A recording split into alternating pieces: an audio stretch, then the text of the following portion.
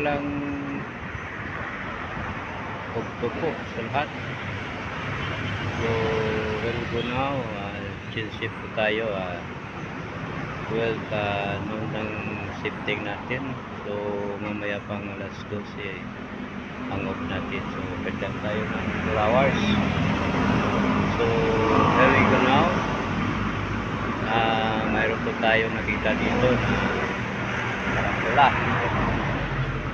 na mayroong sign na road safety man, safety force on the road para sa healthy ng Pilipinas.